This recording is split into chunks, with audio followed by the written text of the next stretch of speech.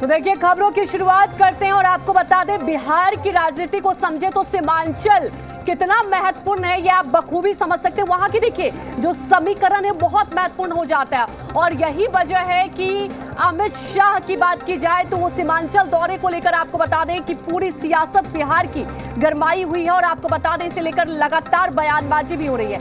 सीधे तौर पर जेडीयू की तरफ से कड़ा हमला बोला जा रहा है और जेडीयू की तरफ से ये कहा जा रहा है कि देखिए अगर वहां पर अमित शाह दौरा करते तो इससे सबको समझ में आ रहा है कि किस तरह से सियासत होती है। आपको बता दें उन्होंने सीधे तौर पर कहा कि 2024 लोकसभा चुनाव को लेकर सियासत अभी से ही तेज हो चुकी है और विपक्ष भी इस बार की लड़ाई में कोई कोर कसर नहीं छोड़ना चाहता।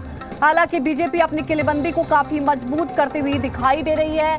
अमित शाह 23 सितंबर को पूर्णिया, 24 सितंबर को किशनगंज में रैली करके सीमांचल में बीजेपी की रणनीति को धार देंगे। इधर अमित शाह के दौरे को लेकर विपक्ष काफी आक्रामक है। एक तरफ इस रैली पर शब्दबाण चलाए जा रहे हैं तो वहीं दूसरी तरफ दौरे के विरोध में जेडीयू ने मार्च निकालने का भी फैसला किया है।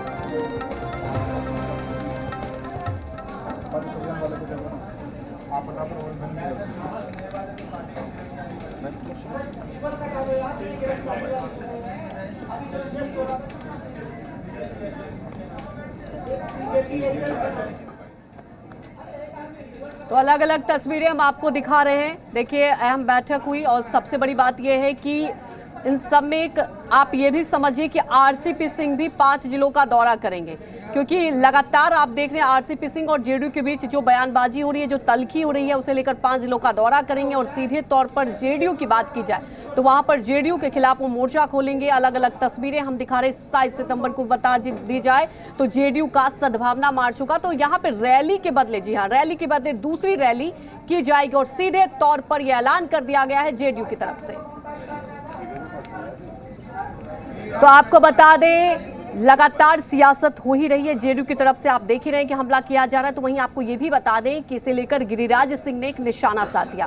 गिरिराज सिंह ने ये कहा है कि ये जो रैली होगी अमित शाह आएंगे तो उससे भारतीय जनता पार्टी को मजबूती मिलेगी।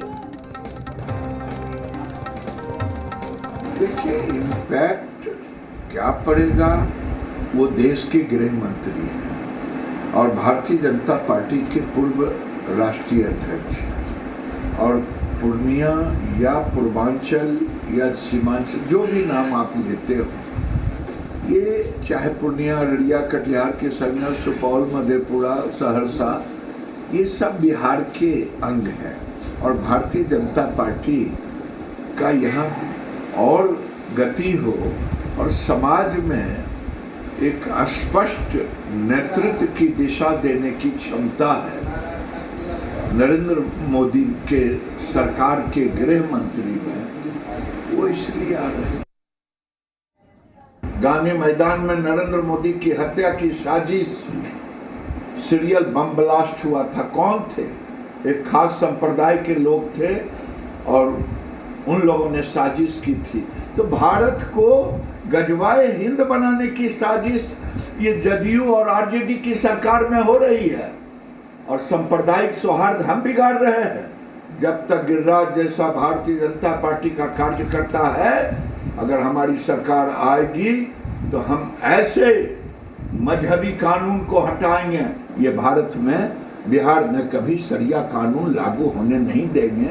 ये अगर मेरी सरकार अगर आएगी बिहार में तो हम सारे कानून को बंद करेंगे। एक ही कानून होगा जो भारत का कानून होगा, हिंदुस्तान का कानून। तो देखिए जाहिर सी बात है अलग अलग रिएक्शन आ रहे हैं। अगर भारतीय जनता पार्टी की बात की जाए तो वहां से कुछ और कहा जा रहा है, दूसरी तरफ आप देख रहे हैं जेडीयू की तरफ से क्या कुछ कहा जा रहा है, इसे लेकर क्या कुछ रिएक्शन आ रहे हैं, आइए वो भी सुनते हैं। हर वैसी साजिश को बेनकाब जरूर करेंगे जो समाज में उन्माद की खेती करना चाहते हैं। ये तो प्रथम दृष्टया ही साबित हो गया कि माननीय अमित शाह जी देश के गृह मंत्री हैं, सत्ता से हट गए बिहार में और सत्ता से हटने के बाद इनको सबसे पहले नजर आता है तो सीमांचल आता है। लेकिन बिहार में कितना जतन कर लीजिएगा, कोई भी सामाजिक और सांप्रदायिक ध्रुवीकरण की अगर मन में कोई कुत्सित भावना है वह सफल नहीं होगा। ये अमित शाह जी का एक इतिहास रहा है। राजनीतिक व्यक्ति की तरह वो जहां भी गए हैं उन्होंने सौहार्द बिगाड़ने की कोशिश की है। वो जहां भी गए हैं उन्होंने सेक्युलर फैब्रिक को हैम्पर करने की कोशिश की है। और बिहार की ताकत है ये गंगा जमुनी तहजीब, बिहार की ताकत है बिहार की सेक्युलर फैब्रिक। और कोई भी आदमी, चाहे वो कोई भी हो, कोई भी आदमी इस सेक्युलर फैब्रिक को अगर छेड़छाड़ करने की कोशिश करेगा तो महागठबंधन कृत संकल्प है, हम ऐसा कभी नहीं होने देंगे। हमने भी कमर कस ली है, बिहार की गंगा जमुनी तहजीब किसी भी शर्त पे बरकरार रहे। अमित शाह जी आना है आए, वाकई कुछ बिहार को देने आ रहे हैं कि माहौल बिगाड़ेंगे आकर के, तो महागठबंधन चुप नहीं ना बैठेगा। ललन सिंह जी ने जो कहा है कि महागठबंधन की संभावना रैली होगी तो होगी, मजबूती के साथ होगी, क्योंकि महागठबंधन ए टू जेड की बात करता है और इन लोग समाज में नफरत घोलने की बात कर रहे हैं। विकास की बात करिए ना, बिहार को आगे कैसे बढ़ाना उसको लेके कुछ आइए ना, तो आ रहे हैं तो दूसरे काम से तो डिजाइन समझता ना है बिहार। मेरा एक ही सवाल है कि विपक्ष अमित शाह जी से इतना घबरा क्यों रहा है। अमित शाह जी, माननीय अमित शाह जी इस देश के गृह मंत्री हैं, भारत जैसे बड़े राष्ट्र के गृह मंत्री हैं और अपने छोटे से कार्यकाल में कई देश के अंदर जो रचनात्मक कार्य है उन्होंने किया है। धारा 370 को हटाया है, 35A को हटाया है, कश्मीर और कन्याकुमारी को एक करने का काम किया है। तो ऐसे यशस्वी गृह मंत्री जी का बिहार आगमन हो रहा है। तमाम जानकारी के साथ हमारे साथ पटना से ब्यूरो चीफ रजनीश लाइव जुड़ चुके हैं। रजनीश, देखने वाली बात यह है कि देखिए सीमांचल को हम समझे, वाकई बिहार की राजनीति में एक अहम रोल माना जाता है, वहाँ की राजनीति के हिसाब से समझे तो ये दौरा कितना महत्वपूर्ण, और अगर समीकरण को समझे तो क्या लगता है ये दौरे के बाद भारतीय जनता पार्टी मजबूत स्थिति में हो पाएगी? देखिए, चूंकि अब चुनाव की तैयारियां जो है एक तरीके से कहे आप वो शुरू हो गई है। हाँ। और बिहार में इसका आगाज जो है वो सीमांचल के बीजेपी के अमित शाह के दौरे के साथ शुरू हो जाएगा।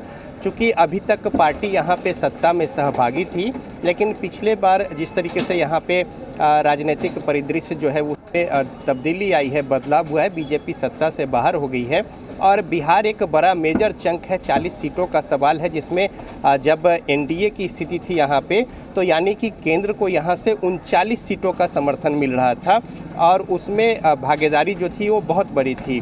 तो अब चूंकि बदले हुए परिदृश्य में सामाजिक समीकरण बदल गए हैं, जेडीयू और आरजेडी के एक साथ होने और कांग्रेस और लेफ्ट तो है ही साथ में, तो ऐसे में एक मेजर चंक जो है सामाजिक समीकरण का वो महागठबंधन के पक्ष में है। बीजेपी अपनी रणनीति के लिए जानी जाती है और उनका एक एक बूथ पर हिसाब किताब जो है वो रणनीति के तहत होता है। लिहाजा अमित शाह का सीमांचल दौरा कई मायने में बेहद महत्वपूर्ण है। न सिर्फ जनसभा के जरिए लोगों से अपनी बातों को रखेंगे, परिस्थितियां जो उत्पन्न हुई है उसको लेकर बातों को रखेंगे, बल्कि तमाम बातों को और अपनी योजनाओं को रखेंगे ही अमित शाह। इसके अलावा इस रैली के बाद अपने तमाम जो उनके लोग हैं उनको उस दिशा में वो कार्यरत करने को लेकर कैसे समझे? अब जेडीयू भी सीधे तौर पर ये कह रही है कि वो भी सद्भावना रैली करेगी, तो कुल मिलाकर जेडीयू जनता को बताने की कोशिश की जा रही है कि जो रैली हो रही है या असल मुद्दों के लिए नहीं हो रही है, जनता को दिग्भ्रमित करने के लिए, वहाँ कहीं ना कहीं आपसी जो आप समझते हैं लगातार ये कहा जाता है भारतीय जनता पार्टी के लिए, और सीधे तौर पर जेडीयू हमला करे कि जो सौहार्द बना हुआ है वो नहीं रहेगा, यहाँ दाल गलने वाली नहीं है। तो कुल मिलाकर ये समझा जाए कि जेडीयू अभी से ही हमला कर रही है, अभी तो रैली हुई भी नहीं है। देखिए, जेडीयू जो है चूंकि 4 जो मुख्य सीट है यहाँ पे लोकसभा का सीमांचल के क्षेत्र में, किशनगंज, अररिया और पूर्णिया और कटिहार, इसमें से 2 सीटों पर जेडीयू काबिज है और महागठबंधन जो है वो 3 सीटों पर है, 1 सीट पर बीजेपी है।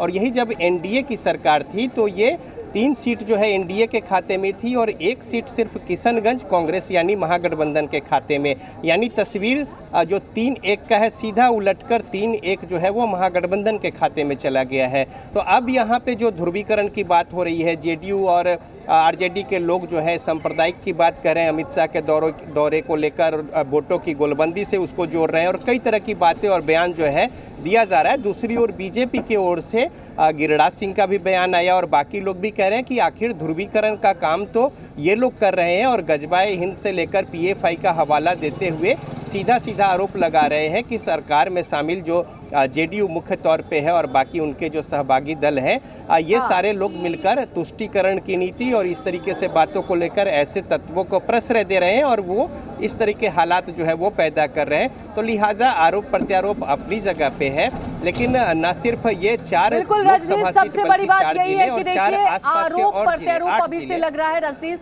आगे भी आपसे समझने की कोशिश करेंगे ये रैली के बाद किस तरह से वहां पर जनता का क्या मूड होगा। जिस तरह से आप देख रहे हैं तैयारियां भी